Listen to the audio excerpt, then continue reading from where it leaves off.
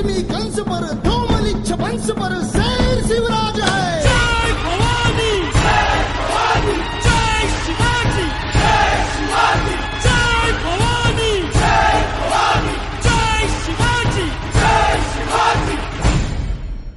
सुरेश चौहान के, जिनको देशभक्त तो जानते ही हैं, लेकिन देशद्रोही जिनसे डरते हैं।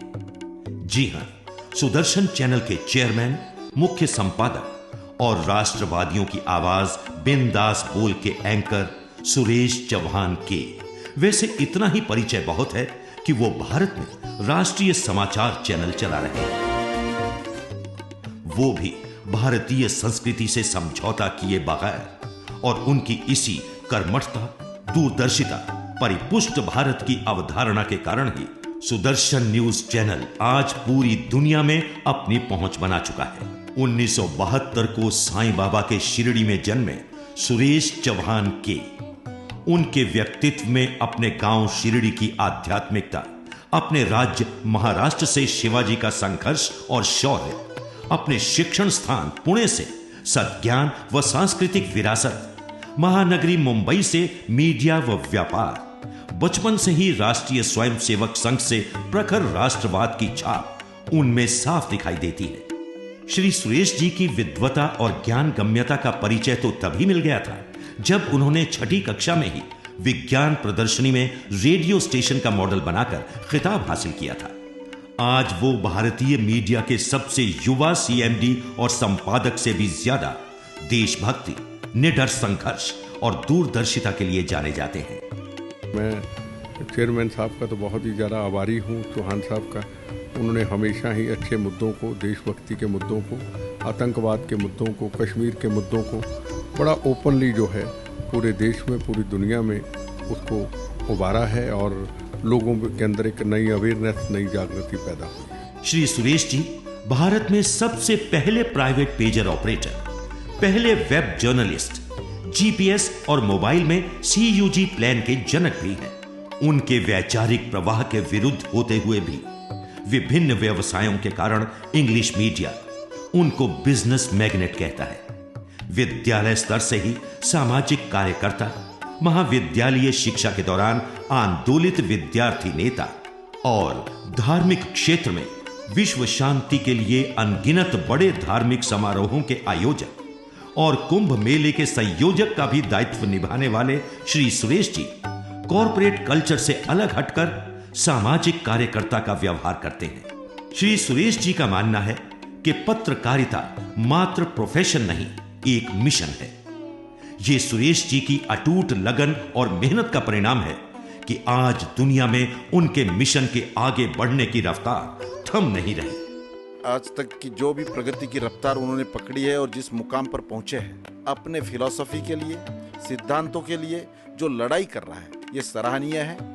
अपने सिद्धांतों से वो कभी कॉम्प्रोमाइज नहीं करते और उन्होंने बिंदास बोल हो या उनके जो भी इस प्रकार के शो आज तक हुए हैं, वो उनकी विचारधारा को प्रस्तुत करते हैं। श्री चौहान के जी ने आज अपनी मेहनत और हिम्मत के बल पर सुदर्शन न्यूज के माध्यम से पत्रकारिता के गुलामी के पुराने बंधनों को तोड़कर एक नया आयाम दिया है। मैं सुरेश जी को इसलिए धन्यवाद दूंगा कि आज की मीडिया में जिस प्रकार से प्रवाह चल रहा है उसके खिलाफ तैरने का काम वो कर रहे हैं। ईमानदारी के साथ, कर्मठता के साथ और व्यवसाय का विचार न करते हुए रखने की हिम्मत सुरेश जी ने जो दिखाई है सुदर्शन चैनल के द्वारा, उसका हम सब उनके प्रशंसक हैं और उनको शुभेच्छा देने के लिए यहाँ इकट्ठा हुए हैं। 700 एपिसोड पूरे कर चुके अपने लाइव शो बिंदास बोल में जब वो बोलते हैं तो देशभक्तों को अपने मन की आग निकलते दिखाई देती है। देश के तमाम राजनेता, भ्रष्ट राजनेता, वो CWG घोटाला हो, कोल घोटाला हो, 2G घोटाला हो या किसी भी घोटाले का राजनेता बाहर है। जयललिता बाहर है, सलमान खान बाहर है, जिनके ऊपर आरोप लगे, जिनके ऊपर आरोप पत्र दाखिल हुए, लेकिन जिनके ऊपर एक भी आरोप पत्र नहीं, ऐसी साध्वी प्रज्ञा ठाकुर 7 साल से जेल में है, कैंसर के बावजूद जेल में है। और उसी आग में देशद्रोहियों को जलते हुए देखा जा सकता है। केरला के मदनी से लेकर कश्मीर के गिलानी तक मुंबई के जाकिर नाइक से लेकर आसाम तक, दिल्ली के शाही इमाम से हैदराबाद के अकबरुद्दीन ओवैसी तक, और तो और पीके फिल्म के खलनायक आमिर खान तक, किसी की भी सुरेश जी की खुली चुनौती को स्वीकार करने की हिम्मत नहीं हुई। पीके के आमिर खान का असली एजेंडा क्या है, यह हमारा सवाल है। और इस एजेंडे के जवाब के लिए हम आमिर खान और आमिर खान की टीम को लगातार संपर्क करके कह रहे हैं कि आप आइए, अपनी बात को रखिए। फिल्मों के प्रमोशन के लिए आपने इतने स्टूडियो में और इतनी जगह पर कई ड्रामे किए, एक कुछ समय यहाँ पर आकर हिंदुस्तान के मन में जो सवाल है उसके जवाब भी दीजिए। आप जैसे चाहे, जितना देर चाहे, हम जो जगह आप चाहे वहां पर आने के लिए तैयार है। सुरेश जी सिर्फ स्टूडियो से ही नहीं ललकारते, बल्कि ओवैसी की ललकार पर बिना सुरक्षा के सीधे हैदराबाद जाते हैं। जहां घंटा बजाना भी बैन है, वहां भाग्य लक्ष्मी मंदिर में महाआरती करते हैं। हैदराबाद आकर दिखाओ कहने वाला ओवैसी घर से ही नहीं, शहर से भी भाग जाता है। मीडिया फेडरेशन ऑफ इंडिया ने उनके चैनल को देश के सबसे आक्रामक चैनल का पुरस्कार इसी कारण दिया है। सुरेश जी मीडिया की बकवास के खिलाफ केवल बोलने की बजाय एक सशक्त पर्याय के रूप में सुदर्शन को आगे लाए हैं। सुरेश जी वास्तविक धर्म के मर्म को समझाने के लिए खुद गौ, गंगा और गायत्री की सेवा करते हैं। सुदर्शन आपदा राहत कोष के माध्यम से सुरेश जी जरूरतमंद लोगों की मदद के लिए भी संगठन चला रहे हैं। मीडिया में आगे की लड़ाई के लिए सुदर्शन टीवी मीडिया अकादमी से पत्रकारों की नई फौज भी खड़ी कर रहे हैं। वो सुप्रचार, संस्कार, सामर्थ्य और स्वाभिमान के चतुसूत्री से सामर्थ्यशाली हिंदुस्तान के लिए राष्ट्र निर्माण नाम से आधुनिक तौर तरीके और तकनीकी वाला संगठन भी चला रहे हैं। प्रभावी वक्ता होने के कारण सुरेश जी देश विदेश में सम्मानित किए गए हैं। देश में हुए राजनीतिक बदलाव के बाद अब सुरेश जी करोड़ों देशभक्तों के मन का ड्रीम प्रोजेक्ट ऑपरेशन इतिहास शुरू करने जा रहे हैं।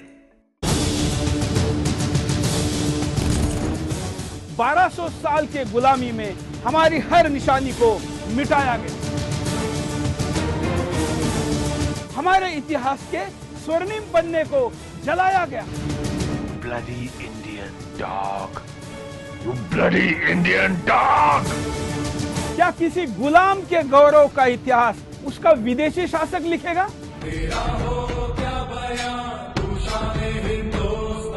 शासक तो अपना झूठा गुणगान ही करवाएगा ना।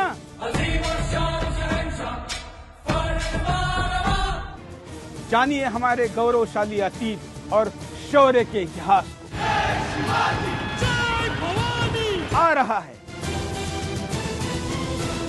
ऑपरेशन इतिहास, अतीत का संपूर्ण सच।